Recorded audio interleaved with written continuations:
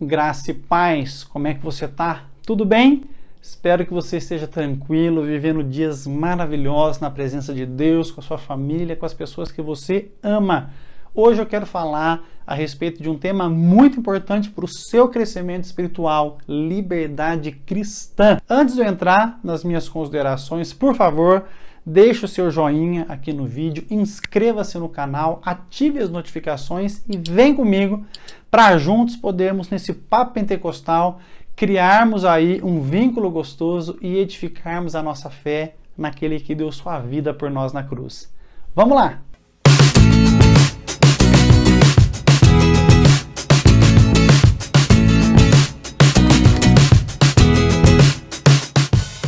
Falar de liberdade cristã é um grande desafio porque corremos o risco de sermos desonestos conosco e com a Bíblia Sagrada quando tratamos desse importante tema. Primeiro, vamos definir liberdade. É a minha capacidade de fazer escolhas livres, das quais eu me tornarei responsável pelas suas consequências. É a premissa pela qual o homem é livre para poder tomar as suas decisões e moralmente responsável por cada uma delas. Nós vivemos a era da liberdade. Todo mundo acha que pode tudo e que pode todas as coisas. Dentro do próprio espectro da teologia, existem tradições cristãs que defendem o livre-arbítrio, dizendo que o homem pode fazer aquilo que ele bem entende, aquilo que ele deve fazer, e que Deus vai penalizá-lo quando ele erra e vai bonificá-lo quando ele acerta. Eu não vejo muita segurança nesse tipo de doutrina e nesse tema quando eu olho para a Bíblia Sagrada. Vou te explicar por quê. O tema liberdade cristã surge no Novo Testamento em um contexto bastante interessante. Quando esse assunto é tratado pelo Senhor Jesus, ele aparece em um momento da história do povo de Deus em que poderíamos identificar algumas formas de jugo e de escravidão que essas pessoas estavam submetidas. Primeiro, o jugo do pecado e a escravidão que ele causa. João capítulo 8 e versículo 34. Quando Cristo fala da liberdade e do seu poder para libertar o homem, Israel está vivendo debaixo da escravidão pelo Império Romano. Então havia ali um contexto em que o povo de Deus vivia sem liberdade e sem poder desfrutar da plenitude que Deus havia definido e determinado para eles. Além disso, o povo de Israel estava fragmentado em muitas seitas e muitas formas de religião distintas, e entre elas havia um grupo chamado fariseus que oprimiam o povo com o pior tipo de opressão que existe, a opressão religiosa. Quando a religião se torna não um ato libertador e que transforma a nossa consciência, libertando ela da escravidão, mas um mecanismo para que pessoas sejam subjugadas, para que se tornem semelhantes às outras por uma coerção psicológica e condenatória. É nesse contexto de opressão em que Jesus Cristo traz no seu Evangelho a boa notícia desse ato revolucionário de Deus que enviou Jesus Cristo a nós para, com sua morte na cruz do Calvário e com a sua ressurreição, nos libertar desse contexto opressor que impede o homem de viver a plenitude do plano de Deus para a sua vida. E o Evangelho veio para romper e quebrar todas essas formas de opressão. Assim, a morte de Jesus na cruz do Calvário é esse ato de revolução, no qual Deus liberta o homem da escravidão do pecado, liberta o homem do jugo da religião e liberta o homem da necessidade de se submeter ao sistema de valores que rege e domina o mundo onde nós vivemos. Deus deseja que você seja livre em Cristo Jesus. Então a liberdade cristã não pode ser confundida com libertinagem. A liberdade cristã não significa que eu sou livre para fazer o que eu bem entendo. Não.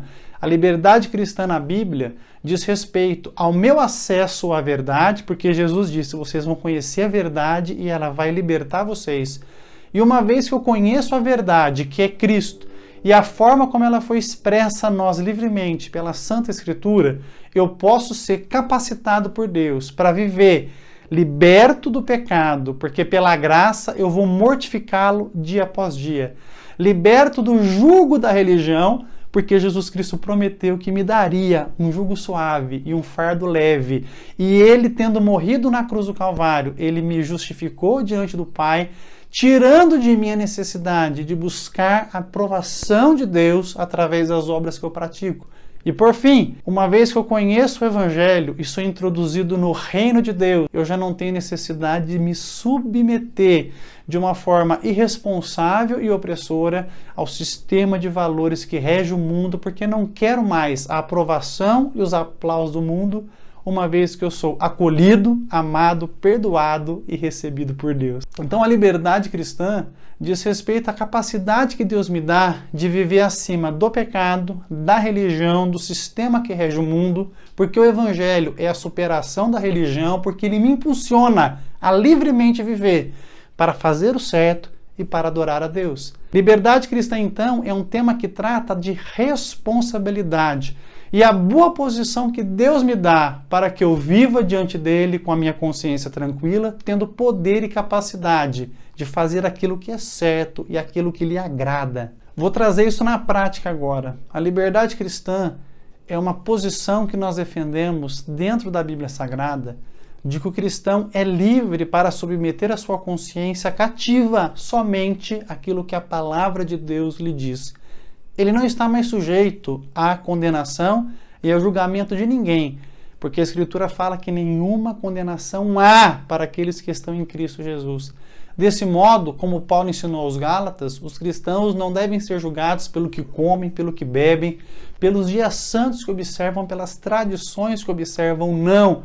Porque a partir do momento que eles foram unidos ao cabeça, que é Cristo, e se tornaram membros do seu corpo, toda a sua vida agora acontece no espectro do governo de Cristo no coração e da consciência individual que temos de exercer a nossa liberdade cristã à luz da palavra de Deus, com muita responsabilidade. Sendo assim, eu sou potencializado pelo Evangelho na esfera da liberdade cristã para me tornar a melhor versão de mim mesmo em Cristo Jesus. Um aspecto glorioso do Evangelho é que Cristo não quer me tornar semelhante a meu irmão, mas ele me chamou para ser semelhante a ele.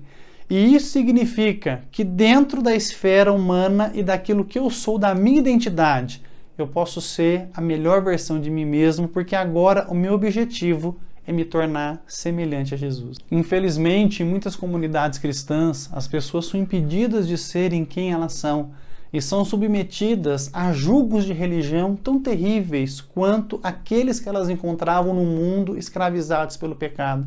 Todas as vezes que você encontrar uma pessoa que não pode desenvolver a plenitude da sua vida, seus talentos, seus dons espirituais, porque ela teme a censura, a condenação de outros cristãos, nós estamos vendo aí um ambiente onde o Espírito Santo não está governando, porque ao invés de produzir discípulos livres, produz religiosos escravizados. Um cristão livre, maduro, liberto em Cristo é uma ferramenta poderosa nas mãos de Deus, porque ao tornar-se melhor a cada dia, capacitado pela graça que o salvou e que o educa para a salvação, ele se torna uma ferramenta polida, poderosa nas mãos de Cristo para fazer algo extraordinário para o seu reino. A liberdade cristã também é um chamado para a responsabilidade pessoal. Eu sou livre para ser em Cristo a melhor versão de mim mesmo e sou livre em Cristo para fazer escolhas que glorificam a Deus. Mas eu tenho que ter maturidade para me tornar responsável pelas minhas escolhas. Por isso, liberdade cristã não é brinquedo, mas é a minha capacidade de fazer o certo e, vou usar um português bem claro, dar minha cara a tapa quando alguma coisa dá errado. É importante também entender que a liberdade cristã ela é limitada pelo amor. Deus sabe que quando nós exercemos a nossa liberdade na sua totalidade e submetemos a nossa consciência somente ao escrutínio da palavra de Deus, nós poderemos cometer alguns tipos de atos que aos olhos de algumas pessoas são excessos.